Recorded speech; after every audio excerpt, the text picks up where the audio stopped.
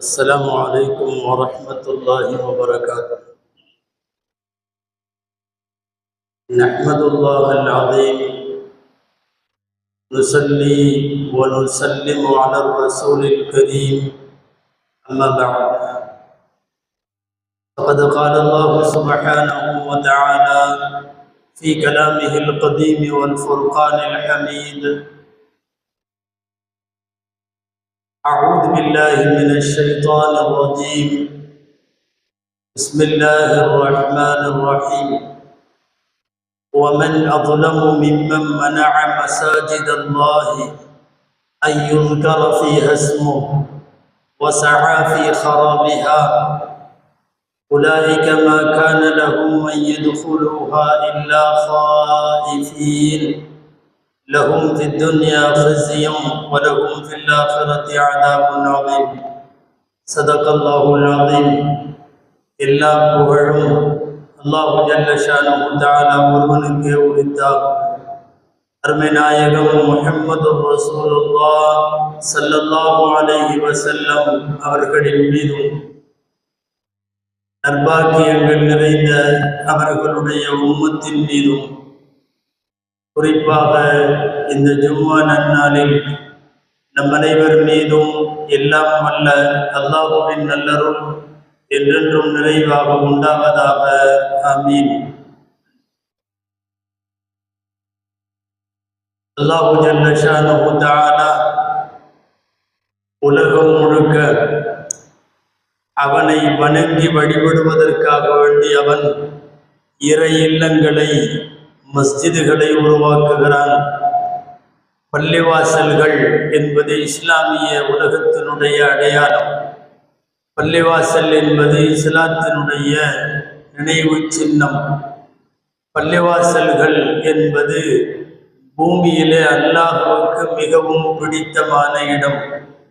பள்ளிவாசல்கள் என்பது இந்த உலகத்தில் நபிமார்கள் முன்னின்று நடத்தி கட்டி முடித்து நிர்வகித்து முஸ்லிம் சமுதாயத்திற்கென்று இறைவனுக்காக வக்ஃப் செய்யப்பட்ட அல்லாஹ்வினுடைய வீடுகள், இல்லங்கள் என்று அழைக்கப்படுவதுதான் பள்ளிவாசல்கள்.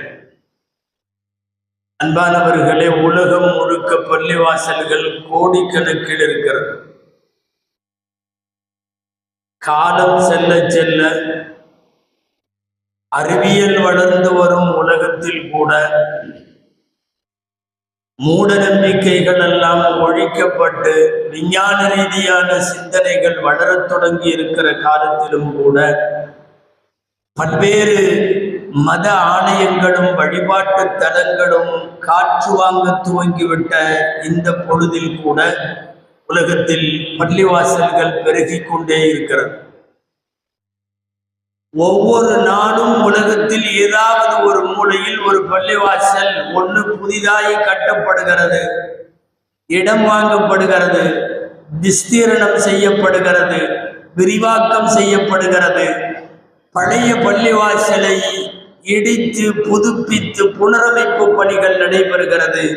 மொத்தத்தில் உலகம் முழுக்க பள்ளிவாசல்களின் பெருக்கமும் அதனுடைய எண்ணிக்கை அதிகமாகுவதும் இன்றளவும் நடந்து கொண்டிருக்கிறது. அந்த அடிப்படையில் உலகத்திலே ஏராளமான நாடுகளில் வசிக்கிற முஸ்லிம்களின் தேவைகளுக்கு ஏற்ப புதிதாய் பள்ளிவாசல்கள் உருவாகி கொண்டிருக்கிறது. அந்த அடிப்படையில் இந்தியாவில் லட்சக்கணக்கான மஸ்ஜிதுகள், உலகத்திலேயே முஸ்லிம்கள் அதிகம் வாழுகிற நாடு என்று சொல்லப்படுகிற இந்தோனேசியாவிலே சுமார் 7.5 லட்சம் பள்ளிவாசல்கள் அந்த நாட்டிலே இருக்கிறது. உலகத்தில் அந்த நாட்டுக்கு அடுத்தபடியாக அகில உலக அளவில் பள்ளிவாசல்கள் அதிகமாக இருக்கிற எண்ணிக்கையில் இந்தியா 2வது இடம். 6 லட்சம் பள்ளிவாசல்களை இந்தியாவிலே நாம் தாண்டி இருக்கிறோம். முஸ்லிம் நாடு என்று சொல்லப்படக்கூடிய அதிகமாக முஸ்லிம்கள் வசிக்கிற பாகிஸ்தானிலே கூட 3 லட்சம் பள்ளிவாசல்கள் தான். அதை விட டபுள் மடங்கு இந்தியாவிலே 6 லட்சத்திற்கும் மேற்பட்ட பள்ளிவாசல்கள் சமீபத்திய கணக்கெடுப்புப்படி. முஸ்லிம்கள் அதிகம் அரபு நாடுகளில் வாழுகிறார்கள் என்று சொல்லப்படுகிற சூழலில் அதிக முஸ்லிம்கள் வாழுகிற அரபு நாடு எகிப்து நாடு. அந்த எகிப்து நாட்டிலே கூட 1.5 லட்சம் பள்ளிவாசல்கள் தான் இருக்கிறது. இந்தியாவிலே இருக்கிற பள்ளிவாசல்கள் மிகவும் பிரம்மாண்டமானவை, பூர்வீகமானவை, வரலாற்று நினைவு சின்னங்களாகவும் புனித அடையாளங்களாகவும் பாதுகாக்கப்படுகிற பிரம்மாண்டமான பள்ளிவாசல்கள் பெருகி கொண்டே இருக்கிறது உலகமெல்லாம். 1923 வரைக்கும் அமெரிக்காவிலே பள்ளிவாசல்கள் இல்லை. அமெரிக்காவினுடைய வரலாறு பள்ளிவாசலே கிடையாது.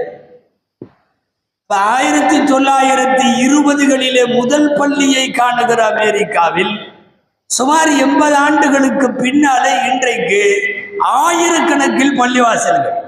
இது ஏதோ வருஷத்துக்கு 1 2 என்று போகிற வீதம் அல்ல. ஆயிரக்கணக்கான பள்ளிவாசல்கள் 80 வருஷத்துல உருவாக வேண்டும் என்றால் ரொம்ப உச்சகட்டமாக உலகத்தில் பிரிட்டன் இப்போது வரைக்கும் வாரந்தோறும் ஒரு பள்ளிவாசல் உருவாகி கொண்டே இருக்கிறது. நம்புவதற்கு சிரமமாக இருக்கலாம்.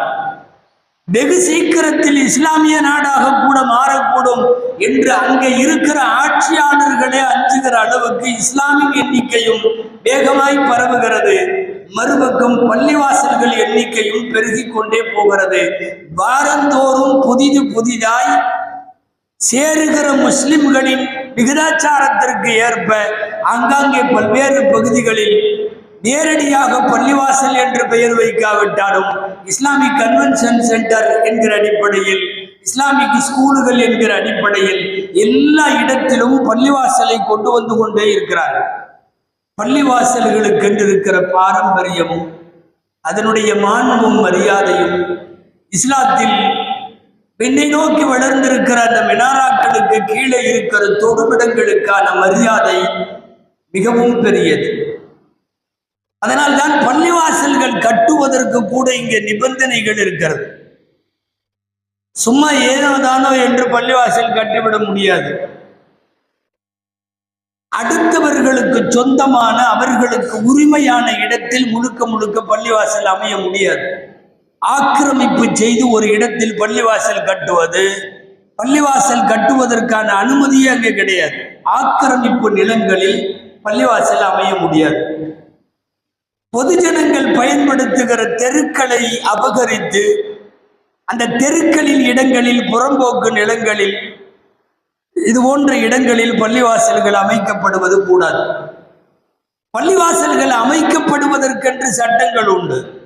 அந்த இடம் யாருக்காவது உரிமையாக இருந்து அவர் பள்ளிவாசலுக்கு சம்மதித்து அவர் அல்லாஹ்வுக்காக வக்ஃப் செய்து இப்படியெல்லாம் உள்ள இடங்களில் கட்டப்பட்டிருக்கிற பள்ளிவாசல்கள் தான் உலகம் முழுக்க நிபந்தனைகளோடு கூடிய மார்க்க சட்ட வரையறைகளுக்கு உட்பட்டபடிதான் பள்ளிவாசல்கள் கட்டப்பட்டு கொண்டிருக்கிறது. அனாமத்தாக ஒரு பள்ளிவாசல் வந்தால் போதும் என்கிற அடிப்படையில் கட்டப்பட்டு பின்னாளில் பிரச்சனையாகி ஆகவிடக் கூடாது என்பதில் முஸ்லிம்கள் தனி கவனம் எப்போதும் செலுத்தி இருக்கிறார்கள், செலுத்த வேண்டியது இருக்கிறது. நமக்கெல்லாம் தெரியும், உலகத்தினுடைய மதீனத்துன் நபவியில இருக்கிற மஸ்ஜிதுன் நபவி பள்ளிவாசல் பெருமானார் ஸல்லல்லாஹு அலைஹி வஸல்லம் மதீனாவிற்கு பிரவேசித்த போது, அங்கே அவர்கள் பள்ளிவாசல் கட்ட எத்தனித்த போது 2 எத்தீமான சிறுவர்களுக்கு சொந்தமான இடம். அவர்கள் முழு மனதோடு நாங்கள் பள்ளிவாசலுக்கு இலவசமாக இந்த இடத்தை தருகிறோம் என்று சொன்ன போது நபிகள் ஸல்லல்லாஹு அலைஹி வஸல்லம் வேண்டாம் என்று மறுத்துவிட்டார்கள். எத்தீமான 2 சிறுவர்களின் இடங்களை முஹம்மது கேட்டு பெற்று வாங்கி கட்டிவிட்டார் என்று பின்னாட்களில் ஏதாவது ஒரு சுடுசொற்கள் விமர்சனங்களாய் தகாத வார்த்தைகளால் விமர்சிக்கப்பட்டு விடலாம் என்றெண்ணியோ என்னவோ வாங்க மறுத்து விட்டார்கள். அபூபக்கர் ரலியல்லாஹு அன்ஹு அவர்களை அழைத்து உரிய விலை பேசி அந்த இடத்திற்குள்ள காசை அந்த 2 சிறுவர்களுக்கு கொடுத்து அதற்கு பின்னாலே தான் மஸ்ஜிதுன் நபவி அமைக்கப்பட்டது என்ற வரலாறு நமக்கு தெரியும்.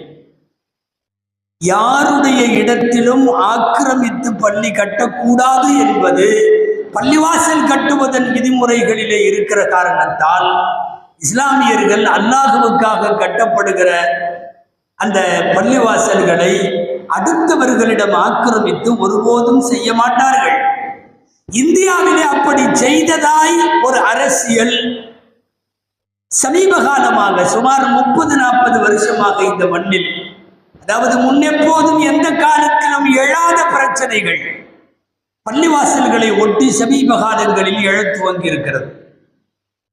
இதற்கு ஆரம்ப சுழி போட்டது பாபரி மஸ்ஜித். இந்த பள்ளிவாசல் இடிக்கப்பட்ட டிசம்பர் 6 இன்றைய தினம். சுமார் 500 வருஷங்களுக்கும் மேல் வழிபாட்டு தலமாக இருந்த ஒரு பள்ளிவாசல், இது கோவிலாக இருந்தது. இதை இஸ்லாமிய மன்னர்கள், முகலாய மன்னர்கள் இடித்து, கோவிலை இடித்து மசூதி கட்டினார்கள் என்கிற மஸ்ஜித் சட்டங்களுக்கே அப்பாற்பட்ட பொய்யை நீதிமன்றத்திலே சொல்லி அங்கே இடிக்கிற வேளையும் பூஜை செய்கிற வேளையும் ஆரம்பித்து முஸ்லிம்களிடமிருந்து அது கபலீகரம் செய்யப்பட்டு பறிகொடுத்த நிலையில் முஸ்லிம்கள் ஒவ்வொரு டிசம்பர் 6ஐயும் எதிர்நோக்குகிறார்கள். பாபரி மஸ்ஜித் குறித்த வழக்கு 27 வருஷம் நடந்தது இந்த மண்ணில். இந்தியாவிலே நீண்ட நெடுங்காலம் இழுத்து இழுத்து சாட்சியங்கள் விசாரிக்கப்பட்டு தீர்ப்பு வழங்கப்பட்ட அநேகமாய் வழக்கு இந்த ஒன்றாகத்தான் இருக்கும். 27 வருஷம் பன்னூற்றுக்கணக்கான சாட்சிகள் விசாரிக்கப்பட்டு பல நூறு வக்கீல்கள் நின்று வாதாடி கடைசியாக மிகவும் அதிர்ச்சியான முறையிலே ஒரு தீர்ப்பு தரப்பட்டது. நாங்கள் பாபரி மஸ்ஜித் விஷயத்தில் கான்ஸ்டிடியூஷன் படி தீர்ப்பு தரவில்லை, அரசியலமைப்பு சட்டத்தின் பிரகாரம் தீர்ப்பு தரவில்லை, இந்த நாட்டில் வாழுகிற பெரும்பான்மை மக்களின் மனசாட்சிப்படி இந்த பள்ளியை நாங்கள் எடுத்துக்கொள்ளுகிறோம் என்று உலக வரலாற்றில் எந்த நாட்டிலும் இல்லாத ஒரு விசித்திர தீர்ப்பை இந்த நாட்டிலே வழங்கினார்கள். அதையும் எந்த பொண்ணிலே வேள்வாய்ச்சுவது போல் முஸ்லிம் சமுதாயம் ஒரு ஆறாத வடுவாக தாங்கி ஏற்றுக்கொண்டது. தீர்ப்பு வருவதற்கு முன்னாலே இப்படித்தான் தீர்ப்பு தர வேண்டும் என்கிற நிர்பந்தம் இந்த நாட்டிலே ஏற்படுத்தப்பட்டது. ஒருவேளை அந்த பள்ளிவாசல் ராமஜென்ம பூமி தான் என்று தீர்ப்பு தராவிட்டால் இந்த நாட்டில் நடப்பது வேறு என்று பேசினார்கள். போகிற போக்கில் யார் யாரோ பேசுவதல்ல, நாட்டின் உயர் பதவிகளை அலங்கரித்தவர்கள் அந்த சீட்ல உட்கார்ந்து பேசினாங்க. நல்லா சொல்றதுன்னா கேபினெட் மினிஸ்டர்ஸ் கூட பேசினார்கள். கேபினெட் அந்தஸ்தில் உள்ள மினிஸ்டர்கள் தீர்ப்பு வருவதற்கு சில நாட்களுக்கு முன்னாலே கூட அப்படிப்பட்ட வார்த்தைகளை பேசினார்கள். ஒருவேளை தீர்ப்பு தராவிட்டால் என்கிற தொனியிலே உள்ள மிரட்டல் அது. ராம் மந்திர் கி தமீர் பாஹமி ரஜாமந்தி சே நஹி ஹுயி தோ தாக்கத் கி ஜோர் சே ஹோகி. ஒரு மூத்த கேபினெட் அமைச்சர் தீர்ப்பு வருவதற்கு முன்னாலே பேசிய வார்த்தை. ராமஜென்ம பூமி என்பது மனப்பொருத்தத்தோடு வழங்கப்படவில்லை என்றால் தாக்கத் கி ஜோர் சே ஹோகி, சக்தியை திரட்டி நாங்கள் அதை கட்டுவோம். அதாவது நீ எப்படி தீர்ப்பு கொடுத்தாலும் நாங்கள் முடிவு செய்து விட்டோம் என்று அதற்கு பொருள். அதற்கு பிறகு வந்த தீர்ப்பும் அப்படியே வந்தது. உங்களுக்கெல்லாம் தெரியும், அது ஒரு விசித்திரமான தீர்ப்பு. மஸ்ஜிதை இடித்தது குற்றம், ஒத்துக்கொண்டார்கள். இரண்டாவது வார்த்தை, மஸ்ஜிதுக்கு கீழே கோவில் இருந்ததற்கான எந்த அடையாளமும் நிரூபிக்கப்படவில்லை, ஒத்துக்கொண்டார்கள். எல்லாம் ஒத்துக்கொண்டு விட்டு இருந்தாலும் நாங்களே எடுத்துக்கொள்கிறோம், உங்களுக்கு இல்லை. இது என்ன அடிப்படை? கான்ஸ்டிடியூஷன் அல்ல, இது மனசாட்சி. ஒட்டுமொத்த இந்தியாவிலே வாழுகிற பெரும்பான்மை மக்களின் மனசாட்சிப்படி நாங்கள் இந்த தீர்ப்பு சொல்லுகிறோம் என்று சொன்ன போது உலகம் சிரிக்கிற தீர்ப்பாய், இந்த நாட்டிலே இருக்கிற சிறுபான்மை மக்களை உச்சகட்டமாக வதைக்கிற தீர்ப்பாய் அந்த தீர்ப்பு அமைந்தது. அன்னைக்கு அனுமதித்த நீதிபதிகள் காலங்களால் அவர்கள் நிச்சயமாக யோசிக்க வேண்டும். அன்னைக்கு போடப்பட்ட ஆரம்ப சுழி இன்று வரை தொடர்கிறது. நினைத்தவனெல்லாம், நினைத்த மஸ்ஜிதுகளை எல்லாம் இது கோவிலாக இருந்தது என்று வழக்கு தொடர ஆரம்பித்தார்கள். அயோத்தி முடிந்த உடனேயே, ஏன் முன்னாலேயே சொன்னார்கள், காசியும் இப்படித்தான், மதுராவும் இப்படித்தான் என்று வரிசையாக பள்ளிவாசலை சொன்னார்கள். அவர்கள் பட்டியலிலே 3000 மஸ்ஜித் இருக்கிறது. 3000 மஸ்ஜிதும் சுமார் 300-400 வருஷங்களாக மிகப்பெரிய அளவில் வரலாற்று பாரம்பரியம் கொண்ட பள்ளிவாசல்கள். அந்த பள்ளிவாசல்கள் அனைத்துமே கோவில்கள் தான். நாங்கள் வழக்கு தொடருவோம் என்று இந்தியா நீதிமன்றங்கள் ஃபுல்லா இப்போ ஏகப்பட்ட மசூதிகள், கோவில்கள் ஆய்வு செய்து தொல்லியல் துறை மூலமாக, ஆர்கிடெக்டுகள் அந்த குழு மூலமாக ஆய்வு செய்து இது நிரூபிக்கப்பட வேண்டும் என்கிற வழக்கு எல்லா பக்கம் இருக்கிறது. அதனுடைய நீட்சி நிறைய வருகிறது. இப்போதும் நீதிமன்றத்தில் நிலுவையில் இருக்கிற போன வருஷம் 2023 ஞானவாபி பள்ளிவாசலை அவுரங்கசீப் அதை கோவிலாக இருந்ததை இடித்து பள்ளி கட்டினார் என்ற ஒரு புனையப்பட்ட வழக்கு நீதிமன்றத்தில் இருக்கிறது. இப்போது கடந்த வாரம் வரை யூபியிலே இப்படிப்பட்ட நிகழ்ச்சிகளும் அதை ஒட்டிய கலவரங்களும் படுகொலைகளிலும் நாம் பார்க்கிறோம். கடைசியாக இந்த வாரத்தில் அஜ்மீர் தர்கா கூட கோவில் தான் என்று கொண்டு போய் வழக்கை வைத்திருக்கிறார்கள். இது தொடரும். அவர்களை பொறுத்தவரை 3000 மஸ்ஜிதுகளை கோவில்கள் என்று நீதிமன்றங்களில் எப்படி தீர்ப்பு பெறுவார்களோ அவர்கள் தயார் நிலையிலேயே இருக்கிறார்கள். இதுக்கெல்லாம் ஆரம்ப சுழி போட்டது பாபரி மஸ்ஜித். இந்த டிசம்பர் 6 இன்றைய தினம் அதை நினைக்கிற போதெல்லாம் இந்தியாவில் இருக்கிற வழிபாட்டு தலங்களுக்கு பாதுகாப்பு இனிமேல் இருக்காது என்கிற ஒரு புதிய மத வெறி அத்தியாயத்தை உருவாக்கியது ஆரம்பத்திலே பாபரி மஸ்ஜித் தான். எந்த அடிப்படையில் நீதிமன்றங்கள் போய் வழக்கு கொடுத்த உன்ன தோண்ட சொல்றாங்கன்னு தெரியல. இது மசூதி அல்ல, இது கோவில் தான். வழக்கு போடுவாங்க. போட்ட அடுத்த 1 மணி நேரத்தில் ஆய்வு செய்யுங்கள் அப்படின்னு தீர்ப்பு வருகிறது. 1991 இந்தியாவிலே நிறைவேற்றப்பட்ட மிக முக்கியமான வழிபாட்டு தலங்கள் பாதுகாப்பு சட்டம்னு ஒரு சட்டம். எல்லா வழிபாட்டு தலங்களுக்கும், அது கோவில்களானாலும் கிறிஸ்தவ தேவாலயங்களானாலும் மஸ்ஜிதுகளானாலும் எல்லாத்துக்கும் பொருந்தும். என்னன்னா 47 நாடு சுதந்திரம் பெறுகிற போது யார் யார்கிட்ட எது கைவசம் இருந்ததோ அது அப்படியே தொடரும். 47 ஒரு இடம் பள்ளிவாசல் என்றால் அது பள்ளிவாசல் தான். அதுக்கு பிறகு அது கோவிலும் அல்ல, தேவாலயம் அல்ல. 47 சுதந்திரம் பெறுகிற போது ஒரு இடம் சர்ச் என்று சொன்னால் அது சர்ச் தான். அது இனிமேல் மசூதியாக முடியாது, கோவிலாக முடியாது. 47 சுதந்திரம் பெறுகிற போது யார் யாரிடம் என்னென்ன வழிபாட்டுத்தனம் கையில இருந்ததோ அந்த நிலை தொடரும் என்கிற அந்த பாதுகாப்பை, வேடிக்கை என்னன்னா இதை மீறுறது தனி மனிதர்கள் அல்ல, நீதிமன்றமே மீறுது. நீதிமன்றமே மீறுகிறது. போய் யாராவது ஒருத்தர் இந்த மசூதி அல்லது இந்த சர்ச்சு இது கோவில் என்று வழக்கு தொடுத்த உடனே மாறுகிறது, காட்சிகள் மாறுகிறது, ஆய்வுக்கு உத்தரவிடுகிறார்கள். அப்படின்னா 91 வழிபாட்டுத்தல பாதுகாப்பு சட்டம்ங்கிறது அர்த்தம் இல்லாதவெல்லாம் இருக்குது. கடந்த 15 நாட்களுக்கு முன்னாலே அப்படி ஏற்பட்டதுதான் உத்தரப்பிரதேசத்தினுடைய சாம்பல் பகுதி சாந்தோசி மஸ்ஜித் சொல்லி 500 வருஷம் பழமையான மஸ்ஜித், ஷாஹி ஜும்மா மஸ்ஜித். அது சம்பந்தமாக ஒரு வழக்கறிஞர் வழக்கு தொடுக்கிறார். கட்டணது பாபருடைய காலம், கட்டி முடிக்கப்பட்டு 500 வருஷம் தாண்டி விட்டது. உத்தரப்பிரதேசனுடைய கவர்மெண்ட் கெசட்ல இது புராதனமான வரலாற்று சின்னம், இது மசூதின்னு தான் கெசட்ல இருக்கு. அதாவது ஹெரிட்டேஜ்ல பாரம்பரிய சின்னங்களை பாதுகாக்கிற இதுல அந்த பள்ளிவாசலிடம் இடம்பெற்றிருக்கிறது. இதுல என்னன்னா இப்ப 15 நாளைக்கு முன்னாடி ஒரு நவம்பர் 19 ஒரு குறிப்பிட்ட மதவாத அமைப்பை சார்ந்த யாரோ ஒரு வழக்கறிஞர் வழக்கு தொடுக்கிறார். 19 காலையில 10 மணிக்கு வழக்கு வருகிறது. என்ன வழக்கு தெரியுமா?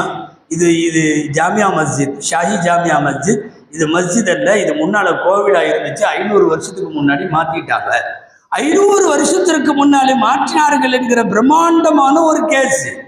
10 மணிக்கு கேஸ் வருகிறது. 11 மணிக்கு வழக்கை எடுத்துக் கொள்ளுகிறார்கள். 12 மணிக்கு ஆய்வு நடத்தலாம் என்று தீர்ப்பு தருகிறார்கள். 1 மணிக்கு ஒரு ஆய்வு ரெடியா ஒரு குழு அங்க இடத்திற்கு போய்விட்டது. இது எவ்வளவு வெல் பிளான்டா, என்ன இது எந்த அடிப்படையில் சாத்தியமாகும்? நீங்களோ நானோ ஒரு வீட்டை கொண்டு போய் 600 ஸ்கொயர் ஃபீட் வீடு, இது எனக்கு சேர்ந்தது உனக்கு சேர்ந்ததுன்னு நம்ம சண்டை போட்டாவே அது விசாரணைக்கு அது ஆய்வுக்கு போய் எவ்வளவு காலமாகும்? 10 மணிக்கு வழக்கு வருகிறது. இது பள்ளிவாசல் அல்ல, கோவில். 11 மணிக்கு விசாரணைக்கு உத்தரவிடப்படுகிறது. அடுத்த ஒரு சில மணி நேரங்களில் பள்ளிவாசலிலே ஒரு குழு போய் நாங்கள் தோண்டி பார்க்கிறோம் என்று ஆய்வுக்கு இறங்குகிறார்கள். தீர்ப்பு வழங்கிய 5வது நாள் 24 ஒரு பெரிய குரூப் போகுது. இந்த பள்ளிவாசல் கோவில் தான் என்று சொல்லியும் மேற்கொண்டு ஆய்வு நடத்த போகிறோம் என்று ஆயுதங்களோடு போன போது அந்த பகுதியில் நீண்ட காலமாக தொழுது வருகிற முஸ்லிம்கள் குறுக்கே வந்து, ஏன் வந்திருக்கீங்க, எதுக்கு வர்றீங்க, எங்களுடைய பள்ளிவாசல் என்னன்னு சொல்லுங்க என்று விவரம் கேட்க துவங்கி பேச்சுவார்த்தை முற்றி கலவரமாக வெடித்து காவல்துறையால் போன குழுவுக்கோ எதிர்த்தரப்புக்கெல்லாம் இன்னமும் ஆகல 5 முஸ்லிம்கள் படுகொலை செய்யப்பட்டார்கள். ஷாஹி ஜாமியா மஸ்ஜிதினுடைய வாசல்லையே. அத்தனையும் படுகொலை செய்தது காவல்துறை. இந்த நாடும் அந்த நாட்டினுடைய மாநில அரசும் இந்த போங்கில் நீண்ட காலமாக செயல்படுகிறது. 5 பேர் படுகொலை. என்ன தெரியுமா? நவம்பர் 24 இப்போ ஒரு 10 நாளைக்கு முன்னாடி, நீங்கள் எதனால் எங்களுடைய பள்ளிவாசலுக்கு இப்படி குழுவாக வருகிறீர்கள் என்று கேட்டதற்கு, பொதுவாக இது போன்று வழக்கு வருகிற போது என்ன நடைமுறை வேண்டும்? எதிர்த்தரப்பை கூப்பிட்டு விசாரிக்க வேண்டும். அந்த பள்ளியின் நிர்வாகிகள் வாருங்கள், அந்த பகுதியை சார்ந்த உலமாக்கள் வாருங்கள், அந்த பகுதிகளை சேர்ந்த காசிகள் வாருங்கள், அந்த பகுதிகளை சேர்ந்த இஸ்லாமிய அமைப்புகளுடைய பிரதிநிதிகள் வாருங்கள், நோட்டீஸ் கொடுக்கப்பட வேண்டும். எதுவுமே இல்லை. 10 மணிக்கு வழக்கு போட்டால் 12 மணிக்கு வழக்கு முடிந்துவிடும். தாராளமாக அந்த பள்ளிவாசலை நீங்கள் தோண்டி ஆய்வு செய்யலாம் என்று உத்தரவு வருகிறது என்றால் எதிர்த்தரப்பையே விசாரிக்காம, இதா தகாதா அலைக்க ரஜுலானி, ரசூலுல்லாஹ்வுடைய ஹதீஸ் ஸல்லல்லாஹு அலைஹி வஸல்லம், இதா தகாதா அலைக்க ரஜுலானி ஃபலா தக்தி லில் அவ்வலி ஹத்தா தஸ்மஅ கலாம் அல் ஆகர். 2 பேர் ஒரு பிரச்சனைன்னு வழக்கு கொண்டு வந்தா எந்த காரணத்தை கொண்டும் அடுத்தவருடைய பேச்சை விவாதத்தை செவிமடுக்காமல் முன்னாடி வந்தவருக்கு தீர்ப்பு வழங்கிறாத.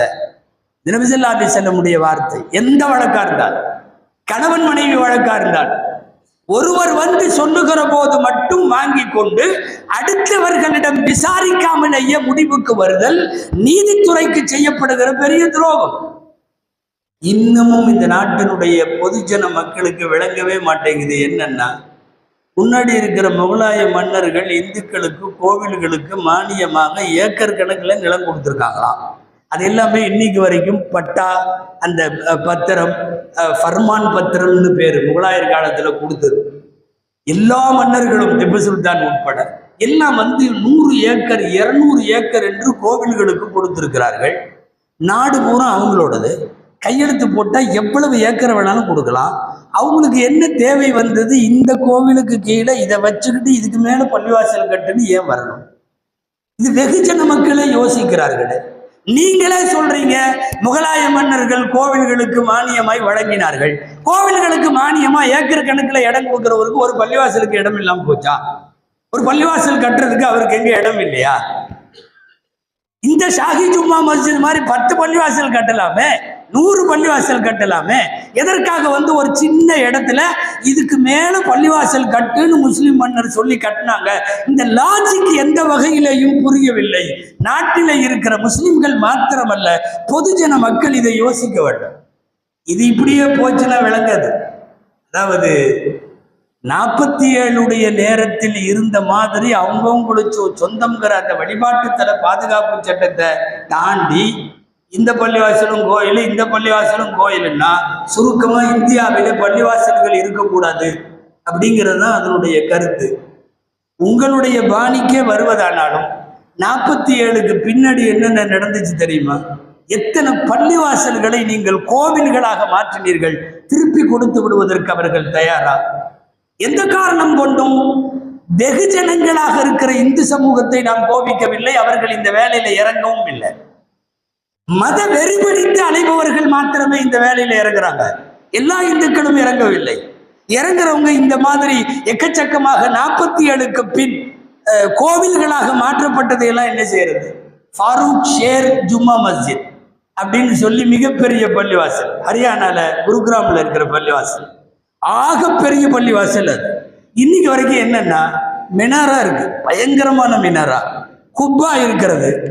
47க்கு பின்னாடி பாகிஸ்தான் இந்தியா பிரிவினையில ஊர்ல பாதி முஸ்லிம்கள் காலியான உடனே கொண்டு போய் உள்ள சிலையை வச்சு அதை மெதுவா ஆக்கி இன்றைக்கு அந்த இடம் ஹரியானாவுடைய குருகிராம்ல இருக்கக்கூடிய பிரம்மாண்டமான கோவில் அது. இன்னைக்கு கோவில் 47க்கு முன்னாடி வரையும் அது பள்ளிவாசல். குப்பா கூட கோவில் எல்லாம் இருக்கும், கும்பம்னு சொல்லுவாங்க, இருக்கும். மினாரா கோவில்ல இருக்காது. ஆனா அங்க மினாரா இருக்கிறது, பயங்கரமான மினாராக்கள். அந்த மினாராக்களே சான்று நீங்கள் யார்கிட்ட இருந்து அதை எடுத்திருக்கிறீங்க? ஆரசாவனுடைய பழைய அவுரங்காபாத் கில்ஜி ஜும்மா மஸ்ஜித்னு ஒரு மஸ்ஜித், மிகப்பெரிய மஸ்ஜித். கட்டினவர் குதுபுதீன் கில்ஜி. பள்ளிவாசல் கட்டப்பட்டது 14th century, 14வது நூற்றாண்டு. 14வது நூற்றாண்டுல கட்டப்பட்டதுல 47ல பாதி பேர் பாகிஸ்தானுக்கு போன உடனே கொண்டு போய் மெஹராப்ல கொண்டு போய் சிலையை வச்சாங்க. மூர்த்தி பீடம் கொண்டு போய் அங்க சிலையை மெஹராப்ல வச்சிருச்சு. இன்னைக்கு நீங்க அவுரங்காபாத் போங்க, அவுரங்காபாத்தில் இருக்கிற கில்ஜி ஜும்மா மஸ்ஜித் போங்க, பாரத் மாதா மந்திர் அப்படின்னு போர்டு போட்டு அங்க இருக்கிறது. வித்தியாசம் என்ன தெரியுமா? ஆச்சரியம். பாரத் மாதா மந்திர் மெனாராவோட இருக்குது. நீங்கள் எங்கு மினாரா கட்டினீர்கள்? குப்பா இருந்தா கூட பரவாயில்ல, மினாராவோடு இருக்கிறது.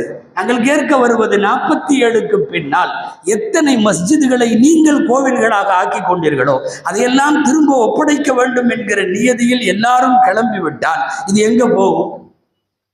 ஒருத்தர் அடங்கி இருக்கிறாரு ஹரியானால, ஹிசார் அப்படிங்கிற ஊர்ல தானேஸ்வர் பெஹ்லூல் சாஹிப் அப்படின்னு அவருக்கு பேர். பெஹ்லூல் சாப், தானேஸ்வர் பெஹ்லூல் சாப்னு பேரு. அவரு கபருக்கு பக்கத்துல அங்க அவர் பேராலேயே தானேஸ்வர் ஜும்மா மஸ்ஜித் அப்படின்னு ஒண்ணு கட்டினாங்க. பிரம்மாண்டமான பள்ளிவாசல். 13வதுல, அதாவது 1351 தொடங்கின பள்ளி 88ல தான் முடிவடைஞ்சிருக்கு. அவ்வளவு பிரம்மாண்டமான பள்ளிவாசல் கட்டி முடிச்சாச்சு. கட்டினது டெல்லியினுடைய துக்ளக்குடைய ஆட்சியில தான் கட்டப்படுகிறது. கட்டி முடிச்சாச்சு. தானேஸ்வர் பெஹ்லூல் ஷா மஸ்ஜித். இன்னைக்கு அப்படியே 48, 49ல எல்லாம் நிறைய பேர், பாதி பேர் ஊர்ல பாகிஸ்தானுக்கு போயிட்டாங்க, மாத்துன்னு சொல்லி மாத்தி உள்ளே சிலைகளை வைத்து 47க்கு பின்னாடி அந்த பேரையாவது நல்லா மாத்திருக்கலாம்ல. தானேஸ்வர் பெஹ்லூல் ஷாவை தானேஸ்வர் பகவான் கோவில் இன்னைக்கு ஆகிட்டாங்க. பெஹ்லூல் பகவானாக மாறுகிறார். எப்ப மாறுகிறார்? 49ல மாறுகிறார். நீங்கள் யோசிக்க வேண்டும், இன்னைக்கு வரைக்கும் மினாராக்களோடும் குப்பாக்களோடும் இவைகளெல்லாம் காட்சி தருகிறது. இது எல்லாத்தையும் நீங்கள் மசூதிகளை கோவிலாக ஆக்கினீர்கள், கொடுங்கள்னு திரும்ப கேட்டா நாடு என்ன நிலைமைக்கு ஆளாகும்? இன்னைக்கு அந்த அடிப்படையிலே தான் எல்லா பள்ளிவாசல்களையும் ஆக்கி கொண்டே இருக்கிறார்கள். புத்தர்கள்ட்ட கேளுங்க, 3000 புத்த மடங்கள் கோவில்களாக மாற்றப்பட்டது என்று பாதிக்கப்பட்ட நிலையில அவர்கள் பேசுகிறார்கள். நாங்கள் மீண்டும் சொல்லுகிறோம், இந்த வழக்குகள் தொடர்ந்து கொண்டே இருக்கிறது. ஒவ்வொரு நாளும் ஒவ்வொரு பள்ளிவாசல இது கோயிலா இருந்துச்சு, முஸ்லிம் மன்னர்கள் இடிச்சிட்டு பள்ளிவாசல் கட்டிட்டாங்கன்னு ஏதோ முஸ்லிம் மன்னர்களுக்கு எங்கேயுமே இடம் இல்லாத மாதிரி அவங்க கையெழுத்து போட்டா நாடே அவர்களுக்கு சொந்தம். அர்த்தமே இல்லாத, லாஜிக் இல்லாத வழக்குகள் தொடுக்கப்படுகிறது. முஸ்லிம் சமுதாயத்தின் சார்பாக ஒன்றை மாத்திரம் உறக்க சொல்லுகிறோம், ஒரு இடத்தில் கட்டப்படுகிற பள்ளிவாசல் கியாமத்து வரை பள்ளிவாசல், கியாமத்து வரையும் பள்ளிவாசல். நீ என்ன மாத்தினாலும் அது பள்ளிவாசல். ஃபிக்ஹுடைய சட்டங்கள்ல எழுதுறாங்க, ஒரு தனி நபரோ ஒரு குழுவோ அல்லது அரசோ ஒரு பள்ளிவாசலை ஆக்கிரமித்து எடுத்துக்கொண்டால் அதை மீட்க போராட வேண்டிய பொறுப்பு முஸ்லிம்கள் மீது கடமை. இஆதத்துல் மசாஜித் இலல் முஸ்லிமீன் வாஜிப், கண்டிப்பாக அது கடமை. இன்றெல்லாவிட்டாலும் என்றாவது ஒரு நாள். காட்சிகள் ஒரே மாதிரி இருக்காது. ஒரு 100-200 வருஷத்திற்கு பின்னாலாவது பிடிக்கப்பட்ட அந்த மஸ்ஜிதுகள் மீண்டும் மஸ்ஜிதுகளாக மாறணும், மாற வேண்டும் என்பது இஸ்லாமிய சட்டம். ஆக்கிரமித்து ஒரு பள்ளிவாசலை விட்டு கொடுப்பதற்கு முஸ்லிம்களுடைய சொந்த வீடு அல்ல அது அல்லாஹ்வுடைய ஆலயம். ரப்பிடத்திலே மிகவும் மோசமாக தாக்கப்படுகிற போது, ஆக்கிரமிப்புகளுக்கு ஆளாகிற போது நபிமார்கள் கற்றுத்தந்த ஹஸ்புனல்லாஹு வ நிஅமல் வக்கீல், எங்களுக்கு அல்லாஹ் போதுமானவன், எங்கள் காரியத்திற்கு அவனே பொறுப்பு என்று அல்லாஹ்விடத்தில் ஒப்படைத்து ஹஸ்புனல்லாஹு வ நிஅமல் வக்கீல் என்று சொல்லுவோம். அல்லாஹ் இன்றில்லாவிட்டாலும் என்றாவது ஒரு நாள் இழந்த மஸ்ஜிதுகளை அல்லாஹ் முஸ்லிம் சமுதாயத்திற்கு மீட்டு தருவானாக. அத்தகைய ஒரு சூழலை அல்லாஹ் இந்த மண்ணிலே ஏற்படுத்தி தருவானாக. ஆமீன்.